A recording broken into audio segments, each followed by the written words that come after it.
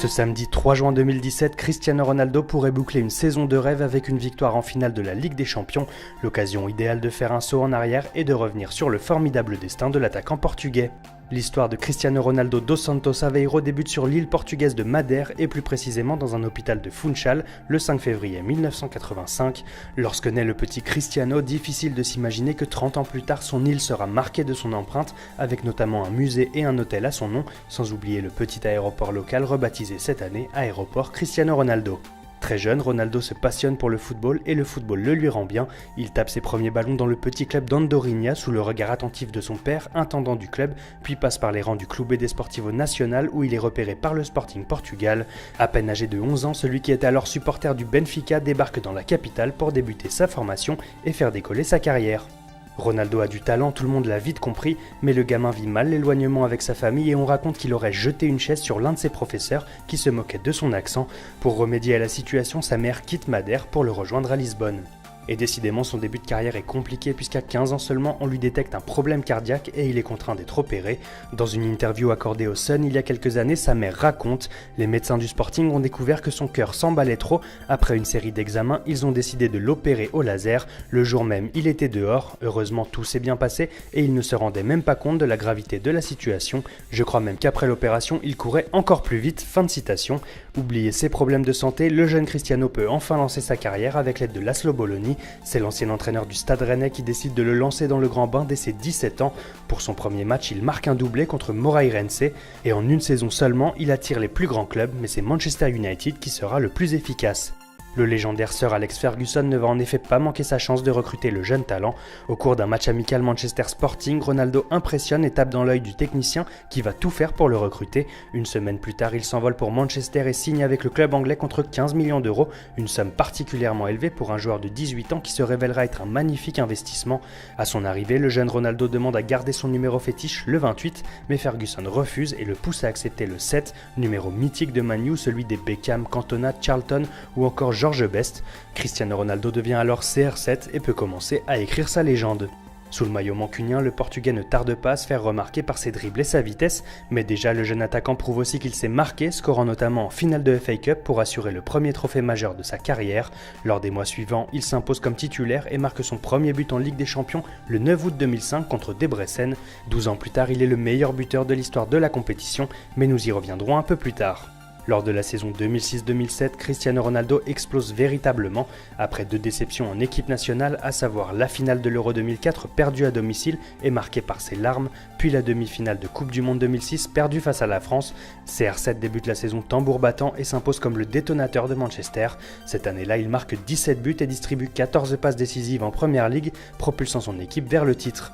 Une première saison pleine avant la consécration en 2008. Cette année-là, CR7 survole les débats. Devenu un véritable monstre physique, il marque 31 buts en 34 matchs pour assurer le titre en Première Ligue. Ajoutez à cela 8 buts en 11 matchs de Ligue des Champions avec un premier sacre dans la compétition reine. C'est donc en toute logique que CR7 remporte cette année-là son premier ballon d'or.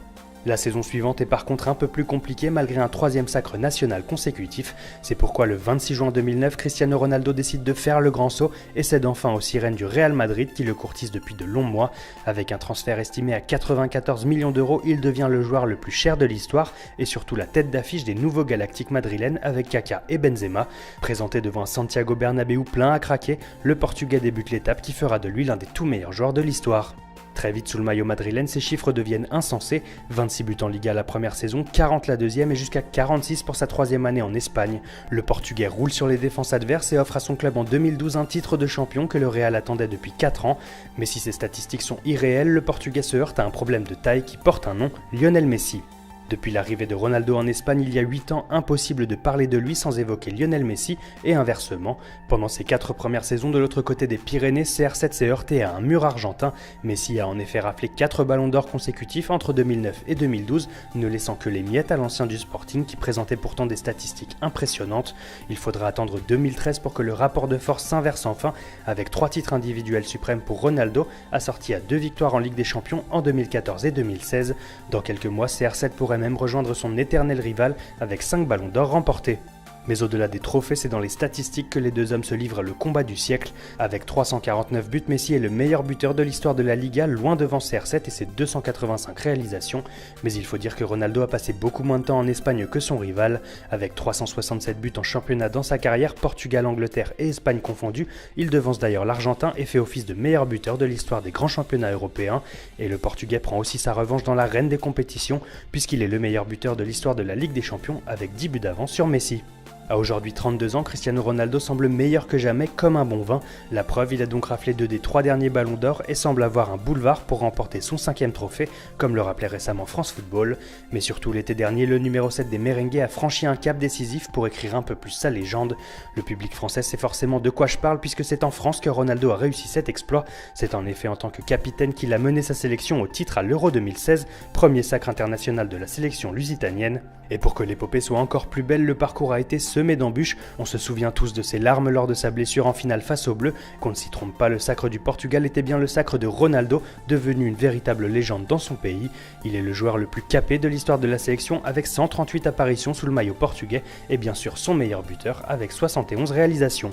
Aujourd'hui, CR7 est donc considéré par beaucoup comme le meilleur joueur de l'histoire du football. En tout cas, son palmarès laisse rêveur avec 4 ballons d'or, 1 euro, 3 Ligues des Champions et peut-être bientôt 4, mais aussi 3 Premières Ligues, 2 Ligas et 11 coupes nationales et internationales.